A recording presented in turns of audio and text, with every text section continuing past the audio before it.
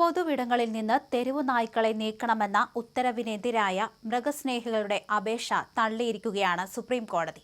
മുൻ ഉത്തരവ് കർശനമായി നടപ്പിലാക്കണമെന്നും നിർദ്ദേശിച്ചു. AWBI പുറപ്പെടുവിച്ച സ്റ്റാൻഡേർഡ് ഓപ്പറേറ്റിംഗ് നടപടിക്രമത്തെ ചോദ്യം ചെയ്തുള്ള അപേക്ഷയാണ് കോടതി തള്ളിയിരിക്കുന്നത്. കേസിൽ ജസ്റ്റിസ് വിക്രം നാഥ് അധ്യക്ഷനായ 3-അംഗ ബെഞ്ചാണ് വിധി പറഞ്ഞിരിക്കുന്നത്. Justice Vikram Nath, justice Sandeep Mehta, justice NV Ansariya എന്നിവരടങ്ങിയ ബെഞ്ചാണ് കേസ് പരിഗണിച്ചത്.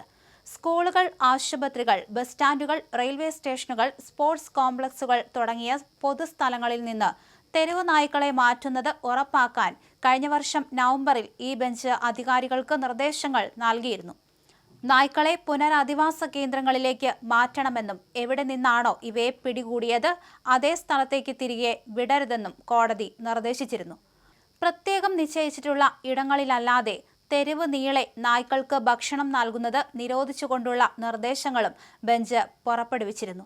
തുടർന്ന് ഈ നിർദ്ദേശങ്ങൾ പിൻവലിക്കണമെന്ന് ആവശ്യപ്പെട്ട് മൃഗസ്നേഹികളും മൃഗസംരക്ഷണ സംഘടനകളും നിരവധി അപേക്ഷകൾ സമർപ്പിച്ചു. ഈ അപേക്ഷകളിൽ വിശദമായ വാദം കേട്ട ശേഷം ജനുവരി 29-ന് ബെഞ്ച് വിധി പറയാനായി മാറ്റിവയ്ക്കുകയായിരുന്നു.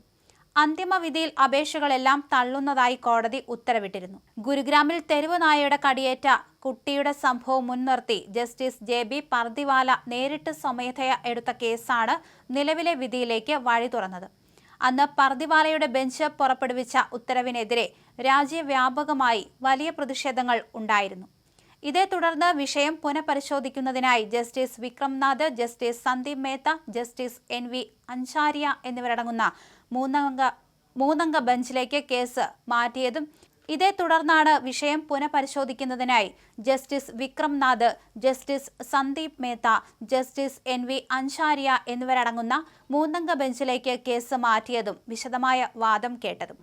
മാനുഷിക പരിഗണനകൾക്കും ജനങ്ങളുടെ ജീവനും പ്രാധാന്യം നൽകിക്കൊണ്ടുള്ള കടുത്ത നിരീക്ഷണങ്ങളാണ് കോടതി വാദത്തിനിടയിൽ കേട്ടത്.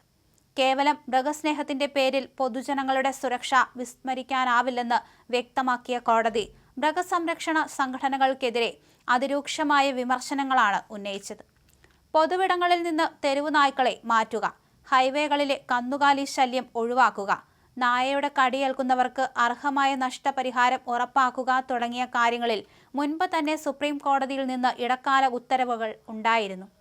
നിലവിലുള്ള ആനിമൽ ബർത്ത് കൺട്രോൾ ചട്ടങ്ങൾ ഉൾപ്പെടെയുള്ള കാര്യങ്ങളിൽ ഇനി എന്ത് പൊതു നടപടികളാണ് സ്വീകരിക്കുക എന്നതിലാവും കൂടുതൽ വിശദാംശങ്ങൾ. എന്തായാലും മനുഷ്യന്റെ ജീവന് ആപൽക്കരമാണെങ്കിൽ തെരുവു നായ്ക്കളെ കൊല്ലണം എന്ന് തന്നെയാണ് പറഞ്ഞിരിക്കുന്നത്.